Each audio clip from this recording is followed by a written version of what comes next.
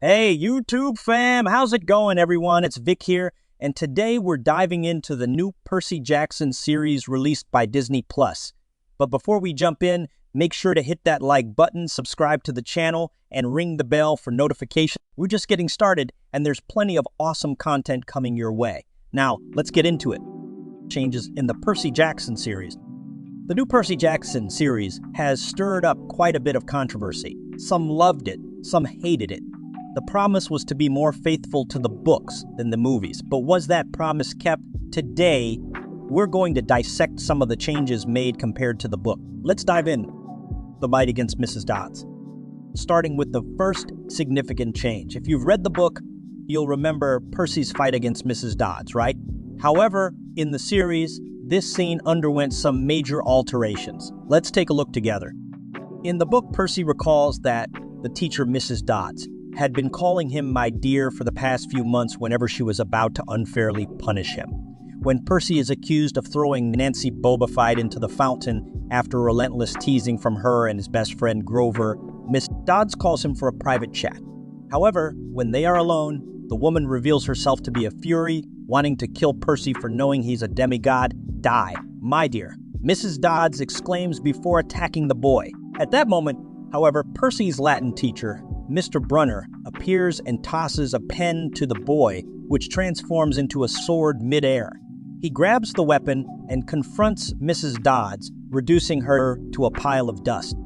However, in the series, all of this is reduced to a lackluster sequence where Brunner, actually the Centaur Charon, director of Camp Half-Blood, hands Percy the pen during a conversation, and when attacked, the boy instinctively removes the cap from the object, turning it into the sword and accidentally killing the Fury.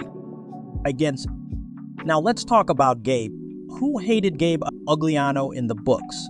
Well, in the series, the adaptation of this character was quite interesting. Let's check it out.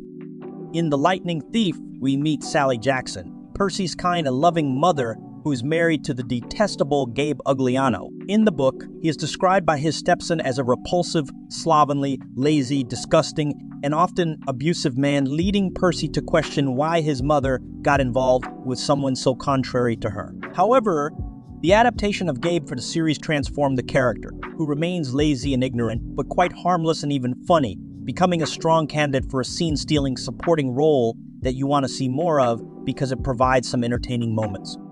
Sally's sacrifice. And what about Sally Jackson's sacrifice?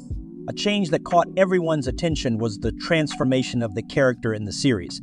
Let's analyze how that played out.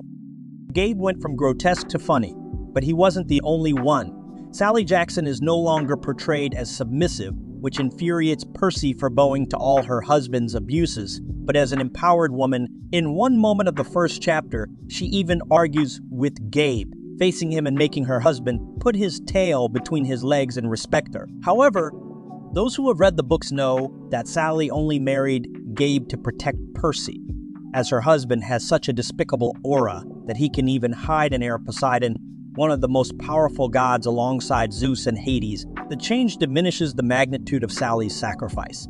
Out of fear of putting Percy at risk, she chose to join a detestable person and silently suffered for years. It's a significant and emotional gesture that, unfortunately, was not adapted for the search for Say. Lastly, the search for Sally. In the book, Percy only finds out she's in the underworld when he arrives there. But in the series, the approach was different. Check it out. In the book, Percy only learns that she is in the underworld when he arrives there. But in the Olympians, Grover discovers the information and decides to tell his best friend even before embarking on the adventure.